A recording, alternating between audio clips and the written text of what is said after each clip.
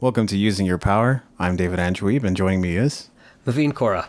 Well, we've talked about a few controversial subjects, and we talked about pharmaceuticals last time. Did you have some kind of summary for us there, Maveen?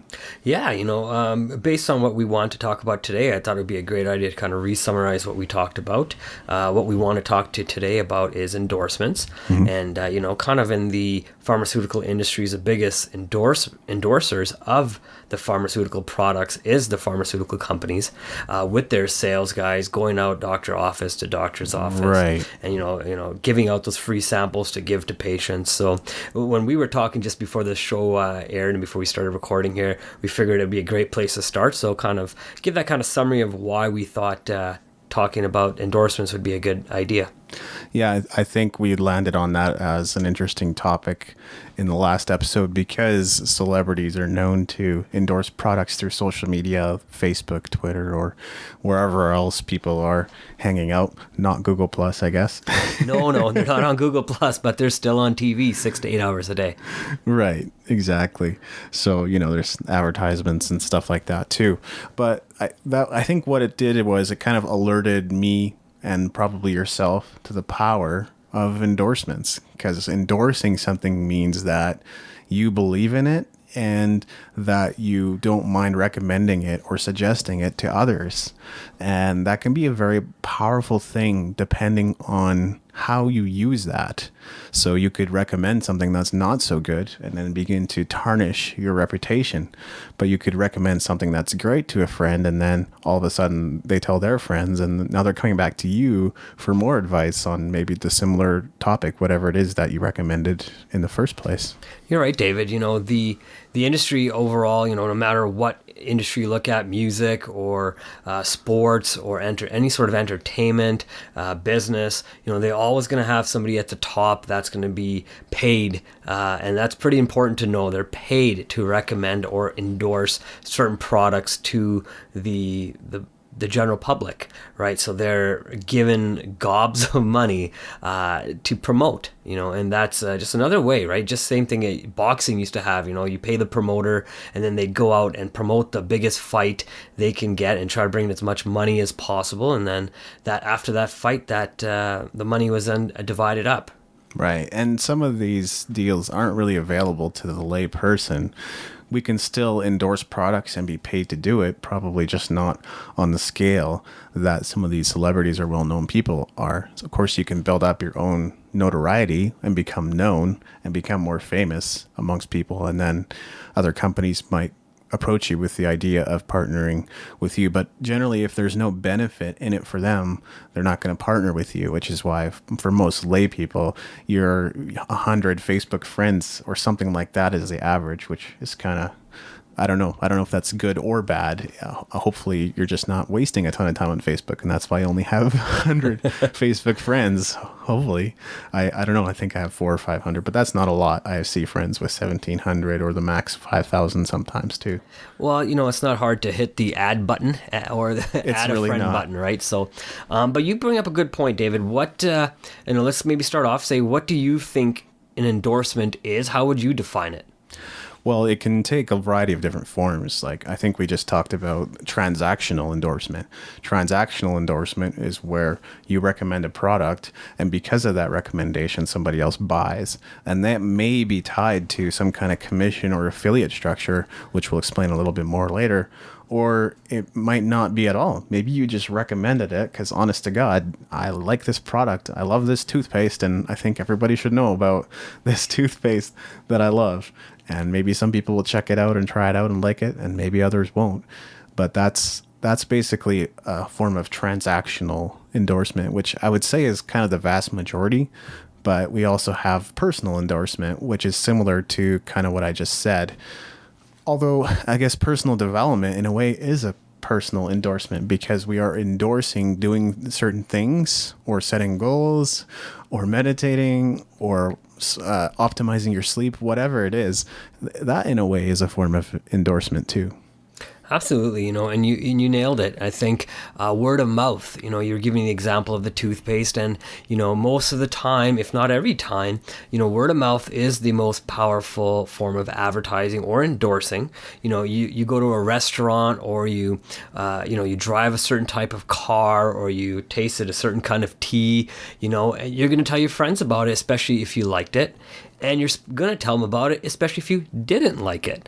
Most of the times we're going to tell people the things we didn't like, and being positive or negative in what you tell people is still a form of endorsement. And even if it's a negative endorsement, it still ends up being a positive endorsement to the people that are, making the products or the books or whatnot. The really interesting part is that endorsement can actually play into sales. People who feel they aren't so good at sales, but constantly recommend they go see a movie, are really just kind of selling that movie then not for profit. Like, they're not making anything off of that recommendation. And I think a lot of people, if they stop to recognize that, they would realize that selling is really just endorsing. It's giving your stamp of approval. But within that, I feel transparency is important. So if you don't talk about both the positive and negative side to the product, really you're not giving people a full picture. If all you're giving is rave reviews, then people could end up being skeptical. I just had an email from a reader of The Music Entrepreneur about, one of my most popular posts is about the book, The Power of Your Subconscious Mind. So he had contacted me about that, and he was telling me, yeah, there's Dr. Joseph Murphy from the grave tweeting about how amazing his book is and trying to sell it kind of stuff, versus my post, which is just here's 5-6 things I learned from the book, which is a completely different approach, but still, it in a way, it's an endorsement. It's like, if you liked what I had to say about it, you might want to delve deeper, but I'm not telling you to delve deeper. That's totally up to you, because obviously investing in a book isn't just money, but it's also time. It takes time to read a book. Absolutely. Part of endorsements is understanding how the endorsement comes to you, as well as how you interact with that endorsement. When, like you said, you had this reader on your website here, yeah. And they came to you wanting to read your article, right? So, and then tell you what you did wrong. In a way, that's kind of what I found what you're saying. No, they didn't tell me what I did wrong. They were actually praising me for the fact that I'd taken a more honest route in promoting the book, which I was neither promoting nor, I wasn't telling people to buy it, and I was not telling people not to buy it. I was just talking about what it is that I learned in the book. Okay, my apologies. I maybe just heard that wrong. But you're right. So when you do give your honest endorsement, then, people are likely to connect with you, and then this gentleman or lady who did write to you in this email will probably read other articles that you have written, and probably will, give you their honest feedback too, right? And I know, because you probably dealt with that email in a very professional manner, they're probably going to tell their friends, maybe not a lot of them, but when that conversation does come up, they will endorse you on your website, and let them know, say, you know what, David Andrew Wiebe here, I gave him a comment, and he was pretty professional, told me, as it was, that he just did kind of a little what he learned out of it, right? And yeah. I learned a lot from this, and you guys should also read this article, because maybe you guys can take something from it. Yeah, and that is actually a fairly powerful form of endorsement, right? That's exactly what you want as a business owner, for people to say positive things about who you are or what you're doing. So to me, that's a really amazing way to endorse someone. I think a lot of the time people tend towards the negative, right? Maybe it's just human nature to tend a little bit more towards the negative than the positive. We don't always see both sides of it. And so, when people are satisfied with things, they tend to be fairly quiet most of the time, except for the vocal majority. And when people are not happy with it, you start to hear from the vocal minority. So silence is often a sign of something that you're doing well. And when you start to get feedback is when in a way, you've reached critical mass and people are actually checking out what you're doing, and it was good enough for someone to reach out and tell you that it was good. Even even that feels great when someone reaches out to you and tells you how you're doing, right? It almost gives you that, it's that personal endorsement that they've given you, and that's their stamp of approval that they're enjoying your work that you're putting out. Yeah. And it gives you the confidence to go back out and put another article just as good, or if not better, out there, so that same reader or maybe a different reader can then connect back to, right? So, that's the huge thing in endorsement, is really getting people to come to your website, just like our goal here with Using Your Power is to have people come to our website as a method of endorsement, right? And tell your friends, we don't mind. Yeah, definitely. Come take a look at us and tell people about what we're doing, so you can benefit from it, and they can benefit from what we're talking about, and the different social things that we're trying to experience and talk about. What you mentioned earlier is like something for me to figure out, because if he read a book review, what content would he be interested in? Well, he's probably interested in more about the subconscious mind. He's probably interested in more about books. He's probably interested in more about book reviews. So those are the kind of things that would totally make sense to publish. And of course, there is a related post at the bottom of the post itself, so people can find additional posts that I've written about books. But in a way, it's an encouragement to do more of that. I want to do more book reviews and talk about more of the books that I read and what I learn from them, and just share that with people. And then they can decide probably whether or not it's something they actually want to buy, if that's what they're looking for, because people trust online reviews. Another form of endorsement.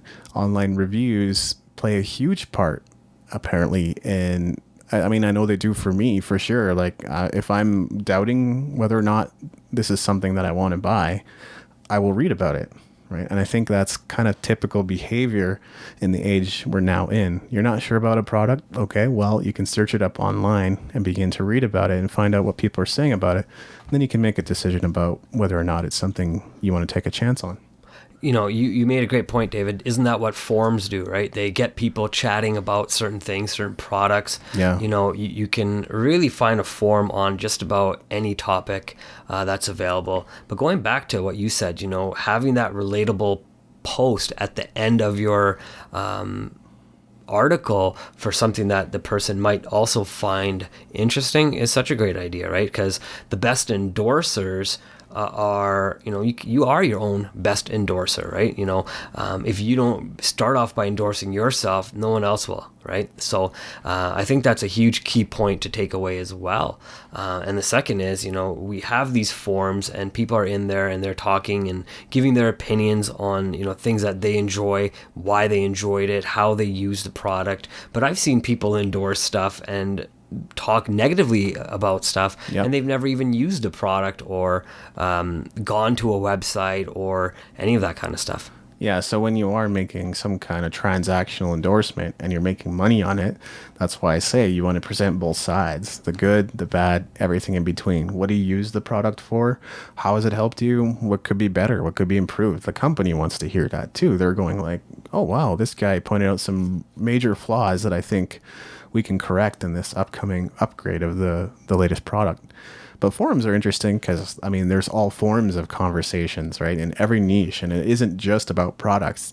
It could be conversations about metal music or spirituality. In a way, the people within the forums are endorsers of maybe that topic or niche or genre of whatever it is they're getting stuck into. But yeah, forums have a lot of different purposes. I think, you said something that made me think of forums are an endorsement of an opinion.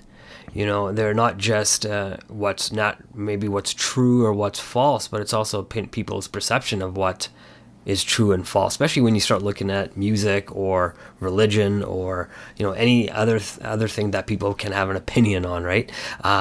So one of the things I guess we can talk about is we made a list here before we got started today. So why don't we maybe go through that list one by one, sure, and quickly talk about endorsements in different areas that our listeners will be subjected to on a daily, day-to-day life.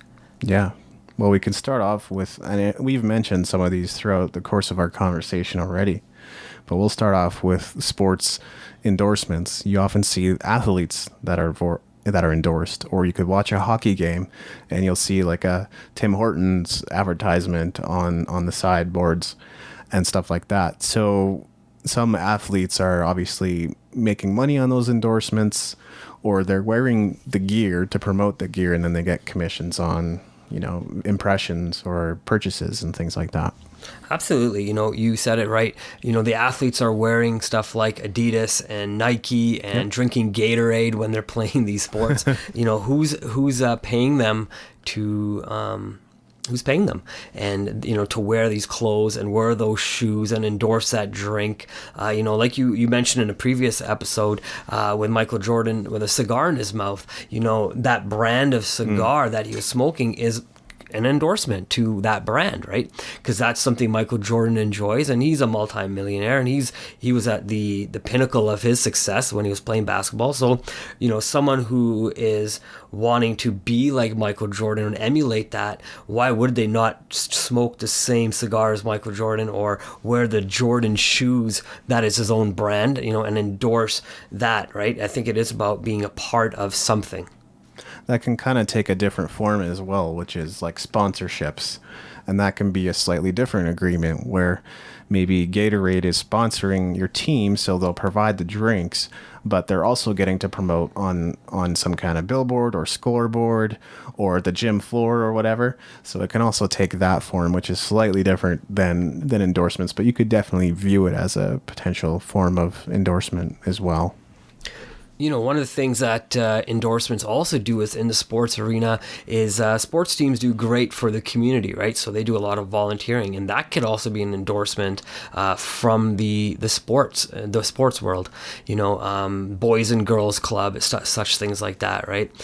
They put on basketball camps if you're looking at basketball, hockey camps if you're looking at hockey. Tim Hortons as well. They have there's sports camps as well that have to endorse the sports for the kids, right? So all this stuff, it is interrelated, and all the way they do the sponsoring, there's tons of different companies all around that are investing lots of money so their names could also be known, their products can also be known. So when these athletes are performing, millions of people are seeing these endorsements, and sometimes they're subconscious.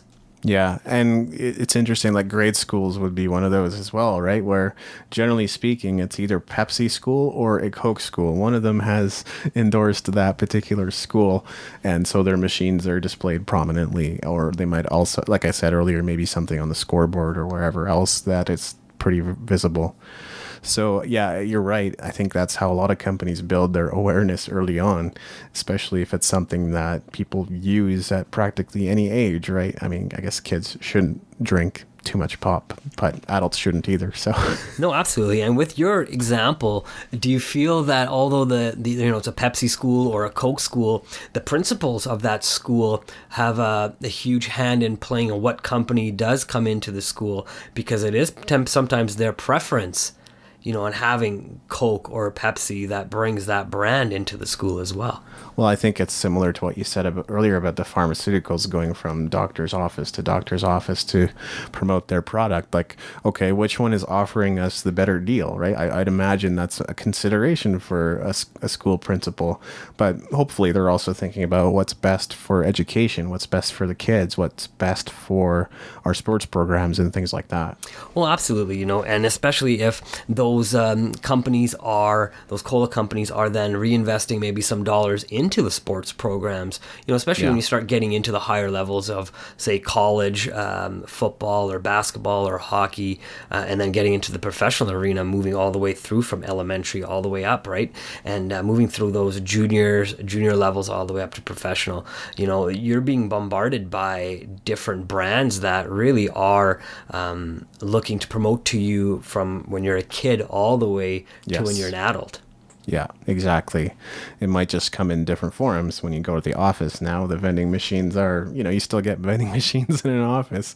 There's just no scoreboard or whatever for sports necessarily. No, that's right. But they still have the chips in there. They still have the pop in there, chocolate bars.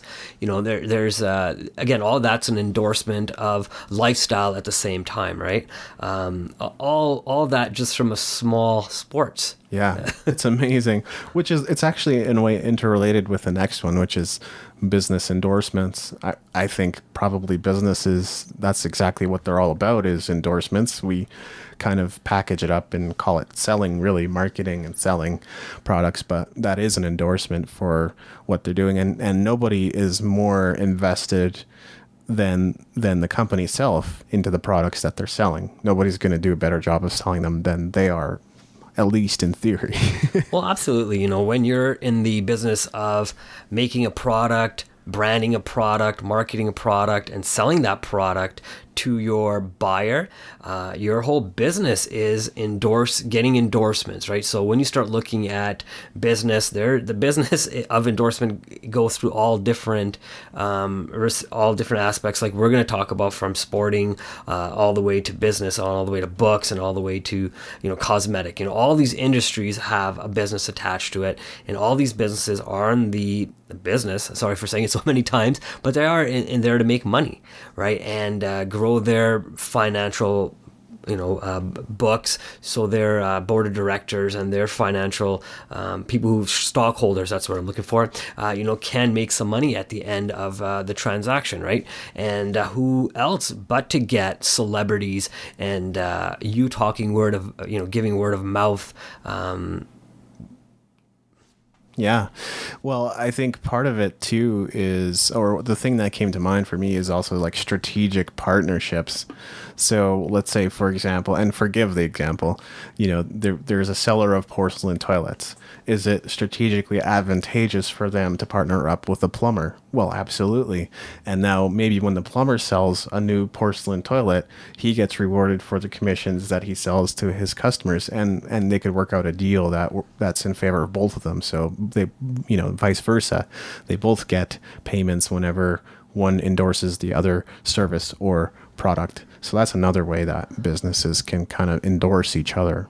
Well, absolutely. And there's sales agents in each business, and, having endorsements and testimonials from your previous buyers is a huge thing as well, right? Testimonials. You want your buyers to feel that you've done this before, and, who other than somebody who's used your product to give you that stamp of approval, right? Coming from the work world here, I was just selling, internet services and telephone services to small businesses, and being able to say, hey, you know what, we've done this before in this industry. And I've done this for churches, and I've done this for restaurants, and I've done this, the same type of setup for liquor stores. And throughout all the different businesses that I did reach out to, being able to say, I've done this, I am proven, that's an endorsement first for myself. And then saying, hey, if you want to talk to this guy, I can definitely get an email for you sent to you, just giving that additional endorsement. Not necessarily that everybody ever wanted it, but you have that in your back pocket. Yeah, I mean, that sentiment is definitely prevalent online, that who better to sell your products than people who believe in them. So your customers that really love, your super customers, I guess, that really love your products. That's something I'm actually working on right now with the music entrepreneur. I've kind of observed some of the things that I wouldn't call them competition, some of my partners are doing. One of the things I realized was they were just simply copying what positive things people were saying about them on like social media. And I thought, gosh, I mean, you can take a quick screenshot of that, put it up on your website. How easy is that? And so I've started accumulating. I don't have a ton of them right now. I could maybe go back in the archives and find a few, but I've started accumulating those, just taking screenshots of them. And then I have testimonials or recommendations or people saying, this is really great stuff. Every time I read your stuff, I just love it. So that's the kind of thing that I've been looking into in my business with testimonials and recommendations. And that's a huge example, David. I know I'll give you an example of my wife. She has her own Instagram page, and she does make her own kombucha and stuff. So What she's found is ways to first post pictures on Instagram through her Raw Fizz business account. And then when people are buying her kits, they'll post it on their Instagram page. And what she'll do is she'll actually share that picture back on her own page, so kind of re-endorsing that, of course, with their permission, because you're going to want that, because you just don't want to start taking, stuff and posting it from anywhere. You do want to make sure you have the right legal steps taken in case anything ever happened. But there's such a huge thing, right? When people start posting their pictures, and you're able to show your followers on, in this case, Instagram, that, hey, look, there's people who enjoy my product, and now they can see it. Now they can start following and see what those other people are doing, and you really start creating that community that which we were talking about earlier. I think that's really important because you can end up being sort of a lone wolf in the online space, promoting everything yourself. And sure, you're doing the right things day in, day out, being consistent. But when you don't have any partners continually sharing your stuff with others, it can be pretty tough to get the exposure and the notice that you're looking for. So that's huge. Okay, so moving on to the next one, I think we have here is personal endorsements. Yes. Personal endorsements, as you kind of pointed out there, Maveen, earlier, like we're kind of endorsing things whether we want to or not, in a way. One of the things is clothing. So whatever clothing we're wearing, the brand name is on it, or the logo is on it somewhere, and people can find that if they're looking for it. Not saying they always do, not saying they always will, but you are kind of endorsing that brand of clothing whenever you wear it out in public. Absolutely. You can endorse, from what I see, is anything from things that cost a lot of money to things that are free. You can endorse other people's style through your haircut, your glasses, for example. And I'm just kind of looking at you, so it's kind of easy because I'm just kind of looking at everything you're wearing right now. The shirt you decided to wear, the type of jeans or the brand of jeans you wore, even down to the socks you wear. Some people wear, these Ralph Lauren socks or these Tommy Hilfiger socks or something even more expensive. But they're going after this prestige look that, sometimes it's just they can afford it, and sometimes they're just trying to keep up with the Joneses. It can happen on autopilot, and that's why I think it's an important thing to think about. Like, you could just be watching one of your favorite TV characters and go, oh gosh, I'd like to wear something like that, or I'd like clothing like that. And next thing you know, like, you're kind of endorsing or modeling the character that you enjoy watching on TV. I think in general, personal endorsement takes the form of some kind of recommendation other than like a product or service. That's kind of how we're going to define personal endorsements. So that could just be like, hey, you should sleep more. It's a pretty brazen comment, but Absolutely. And you said something that made me think of strategic product placement. Even in that, there's a lot of personal endorsement, right? You'll see music videos, you'll watch TV commercials that people are personally endorsing certain things, right? Certain brand of clothing. You'll see it, like, even when you watch a movie, they'll do that little close up right up to that, that Pepsi or that laptop, and that's that personal endorsement in that form of media, right? So all the way to things that we don't even realize we're endorsing, right? The type of car we're driving. Yeah. What about the cup I'm holding here in my hand that has my tea in it? That's a personal endorsement. I bought it. It's got a brand name on it. So anything with a brand name on it can be an endorsement, Absolutely, it can be. I think that the latter that you mentioned is really kind of more true to it than the former, because TV movies are obvious product placements a lot of the time too. Absolutely. Yeah. There was that Transformers movie, and there was a particular brand of protein powder in it, and anybody that knew what it was going, oh, look at that. They're endorsing our product in this. So there's an affiliate model associated with that particular product, which is kind of fun. Absolutely. And, and how much money do you think these companies get to, first, how much money do you think they spend, and then how much do you think the companies make by endorsing certain products, right?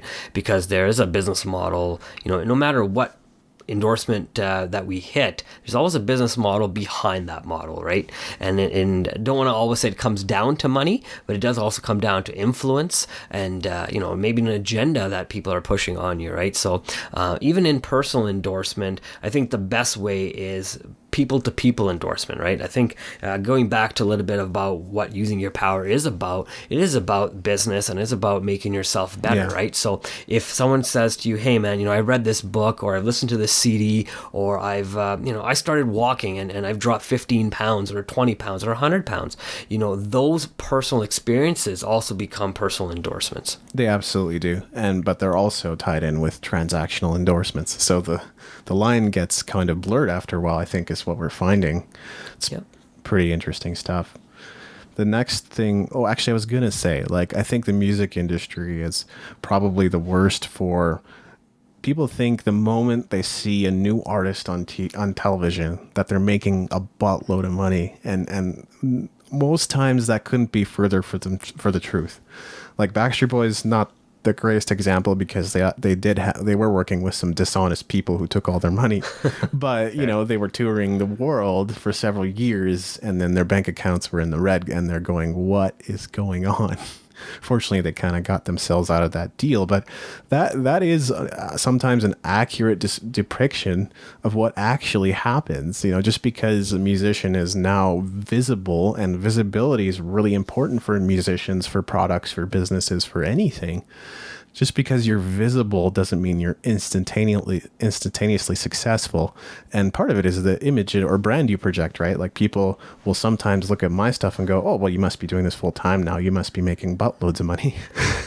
You know, you'll be there soon, and exactly. But that's not what we're doing this for, right? It's about giving out the best information so people can benefit from it, right? It all starts with value. Absolutely. One thing you just hit on was music and entertainment, and that's a nice transition to where we want to go. Yeah. I was watching a little bit of TV yesterday, and I did learn a little bit about the music industry, something I didn't know necessarily about. So what I understood was, this is just an example. So with in hip hop, Cash Money, you've heard of them. You know, they were given over $100 million from the music promoters, right, to promote people like Lil Wayne and Drake and Nicki Minaj. But, you know, they're given $100 million and these people haven't put anything out. So then the job of the music companies are to promote these artists so they can get their money back, right? So of course they're going to do whatever it takes in order to promote and you know, keep these artists relevant long enough so they can make their money back and get profits on top of that. Yeah, that's really interesting. I guess sometimes it can happen like that too, where you get a large sum of money to kind of do what you need to do to get your business off the ground. I think if there's a lot of trust and belief and probably a good track record of what's happened prior to that, then you will be endorsed with the financial resources and tools that you need to get like a business off the ground like that. But yeah, entertainment and music industries are certainly full of different types of endorsements. You know, I think we talked a little bit about celebrities using different products out in the public, right? Very visible. Again, visibility, kind of a big deal when you're looking to sell something. So that's a pretty major form of endorsement, even in the music and the entertainment industries. And we even already raised the example of like movies and TV shows and product placements. Absolutely. You know, and something that you said too, David, one of the things they have is such an influence on how we buy. You know, it's something you said earlier, and especially in music, right? I mean, music is so prevalent, especially in hip hop music. There's something about the way hip hop music is used to sell products, right?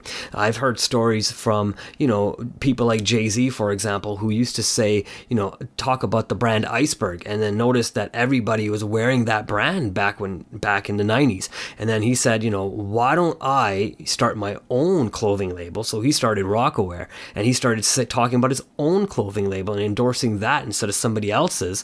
And I mean, he became an even more multimillionaire just because he found the right business sense to endorse his own products versus somebody else's products, right? So although that's just one example of how people are out there, you know, endorsing in the music industry, right now, in my personal feeling is, I do feel, you know, these companies such as the liquor companies look at like Ciroc, right? Yeah. I do feel they go to people like Puff Daddy and say, hey, you know what, we want you to talk about our liquor, and here's a case of it, and here's a truck of it, drink it, endorse it, have it in your videos, pour it on girls, whatever you need to do, but promote our brand, right? Because we spent a lot of money and we want a percentage of the market, right? So in music industry, especially in music, I find that a lot more people are, you know, like you said, it looks like a lot of people are making a lot of money, but it's that perception of, you know, we have these endorsement deals,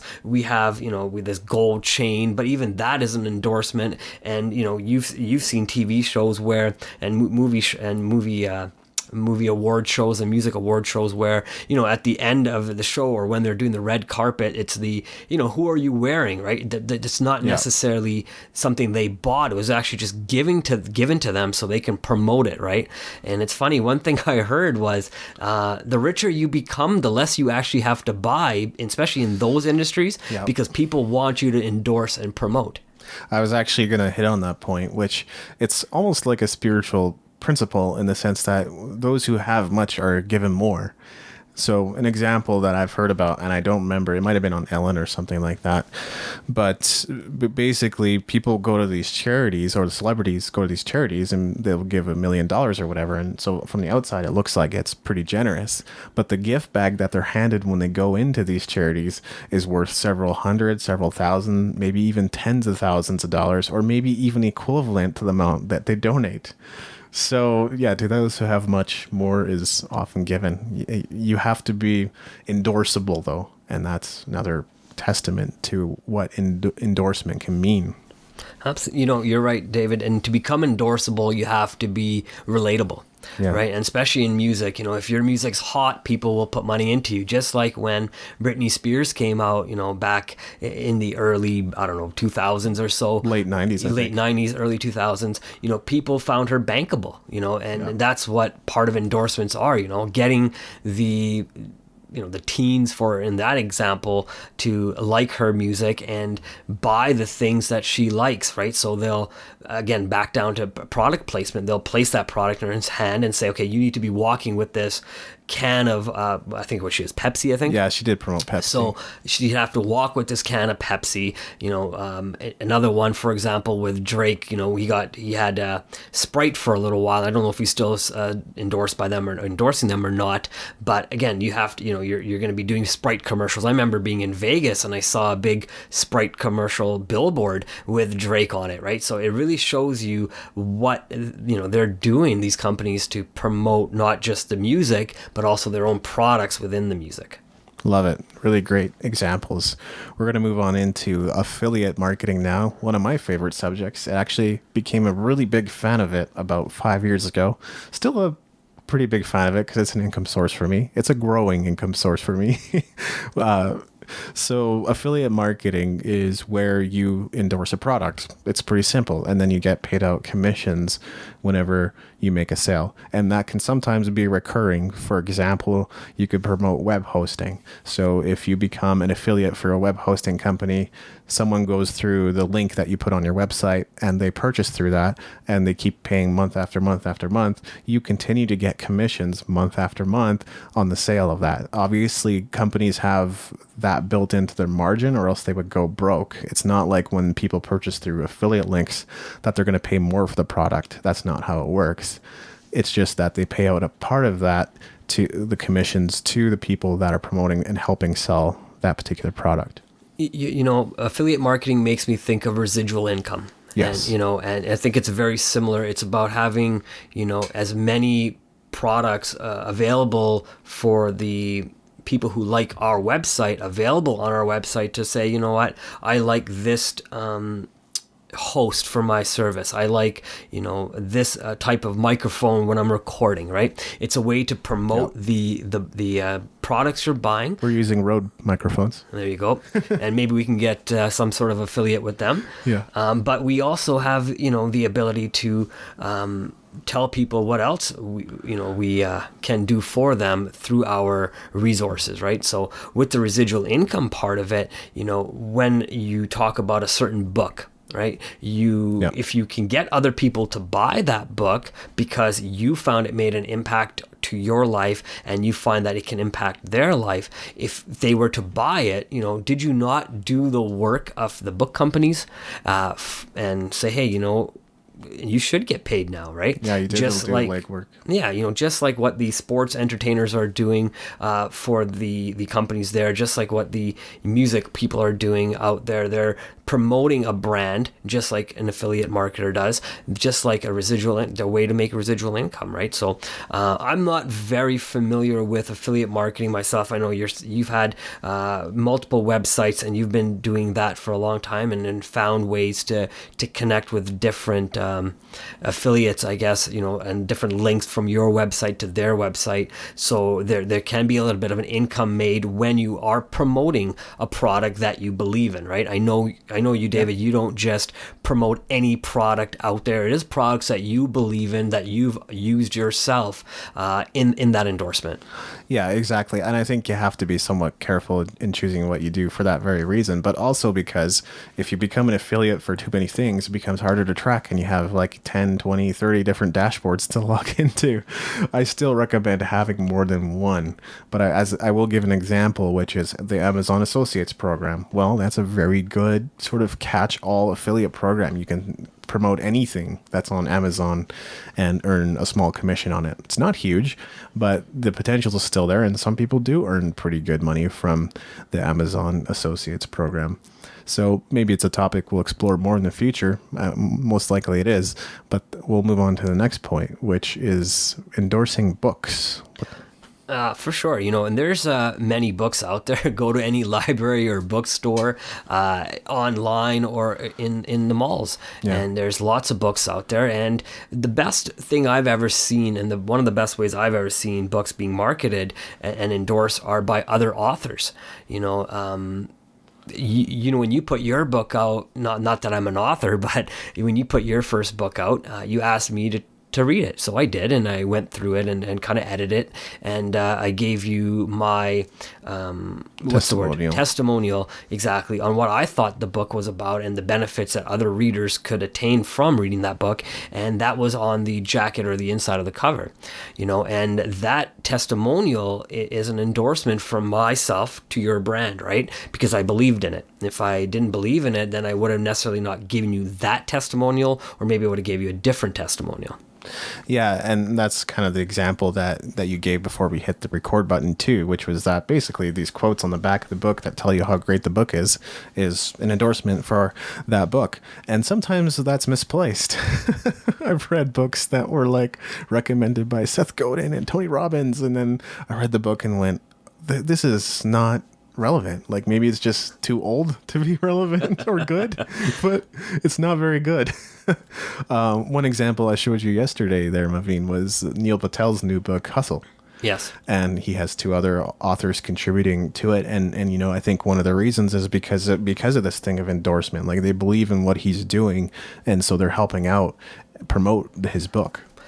Yes, absolutely. The book I think is called Hustle. Yeah. And, lending credibility to that book, is huge, right? The authors are lending their name to the credibility of Neil Patel and what he's been able to do in the industry, and, how many people he's been able to help through his teachings and his training systems, right? So now that he's got this book out, will that hit the number one list? I'm not sure. I hope so. I'm sure he's done a lot in the industry where he can be that number one author out there and put out several other books.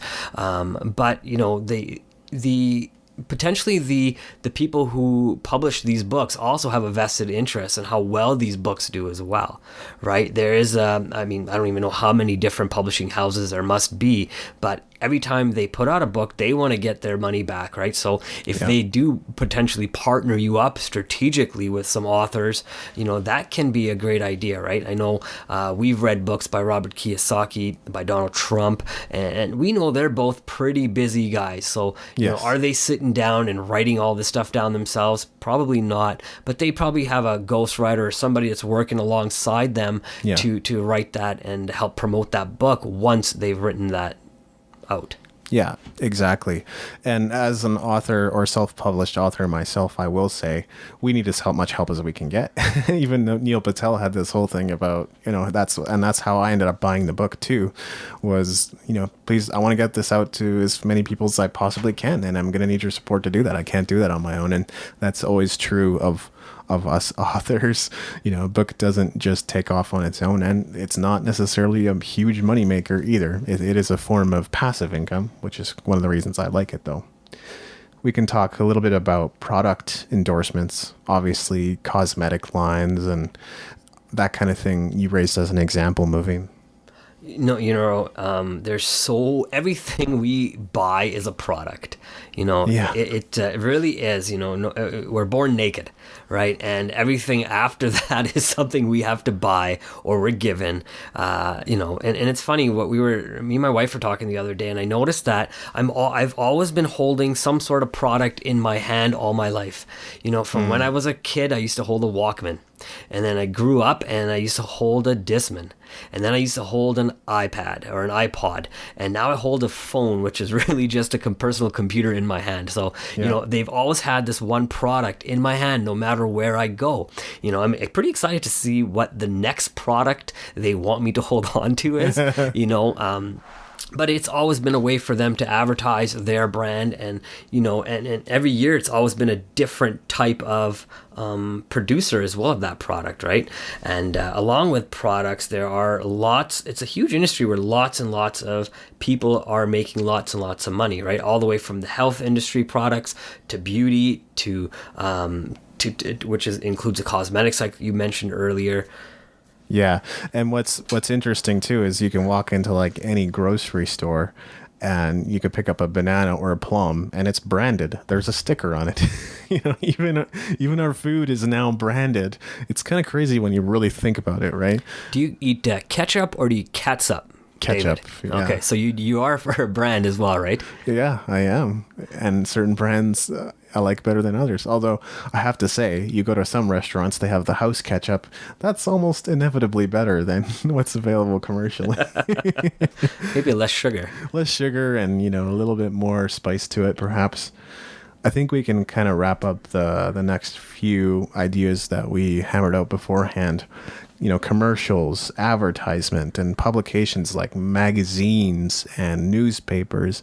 These are all endorsing something. A magazine doesn't typically survive unless, you're a wealthy investor or whatever without having advertising in it. You need advertisers to offset the cost of printing that magazine. And then the money might come from having a business on the back end of that magazine. It's really just like a promotional tool more than anything else. Yeah, and as a magazine, why would you want to pay for the full cost of having a magazine out there, right? Why wouldn't you want other companies to share in the cost of putting out your magazine? So sell them rental space, right? It's the same thing as a billboard. It's a rental space for people to get their name out, right? So, if you're looking at a pharmaceutical magazine like the American Journal of Pharmaceuticals or whatnot, I'm not even sure if that's a real journal, but I'm pretty sure it's close. I think it's a medical journal, but it's a way for people to put their product in there. So for the people who actually read these magazines, they can really find out about these products, right? So, that lines up all across the different industries, right? If you read a music magazine, you're going to find mostly music advertisement. You read a health magazine, you're going to find health advertising, right? So all the different companies want to sell you something through endorsing on these magazines. Also, an important point about your target audience. So, yeah, you can obviously sell guitars, guitar amps, guitar pedals, guitar accessories to guitarists. That seems like a fairly obvious market. If they have one guitar, well, you can always get a second guitar. If they have great amps already, you can always add another amp or maybe like a computer plug-in to the whole mix. But, some things don't always work that way. For example, what's up with diaper commercials? They're trying to sell to babies. Does that work? Babies are trying to sell babies. Babies are cute, but they are, because what's depicted in commercials more often than not is babies. Of course. Which I guess they'd have to be in there somewhere, but they're not selling to babies. They're selling to parents. So that's a good point. Maybe they don't need to because it's just a necessity and everybody needs diapers, and there's some fairly recognizable brands out there. Well, before, I know we're getting close to wrapping up, but before we do finish up, one of the things that you just kind of made me think of was, I know it's odd transition from diapers to food, but you do put whatever you eat in your diaper, right? So, but even food companies are continually endorsing their own brands, right? So companies like McDonald's are out there, with slogans to help endorse them. we already know that McDonald's is open 24/7, that you can go there and have a good burger if you consider it good, whenever you want to, It's right? tasty. But they're out there still putting out daily new forms of advertising, on the TV, on your computer, in magazines, on billboards, they're on the radio. They're finding ways to keep themselves relevant out there in the market. Yeah, definitely. Well, those are all some great points. I hope you've had the opportunity to see how endorsements is a form of power. Endorsing something is a way of using your resources as a person. Any closing thoughts, Maveen? No, I think we've done a great job on covering all the different areas that we've seen endorsements. I'm sure there's conversations we can go in depth on with each one of those points that we made. But just realize, what you're doing every day, because every day, every word you say is an endorsement, technically as well. Either you're endorsing something good, or maybe you're endorsing something that's not so good, right? So, be just conscious of what you're saying and what products you're using, because some of the times the things that we use every day could be ruining the environment, or we can use products that are better for the environment as well. Great. Well, we hope you'll check us out online at usingyourpower.com. And until next time, I'm David Andrew Wiebe. And I'm Maveen Kaura. Thanks again.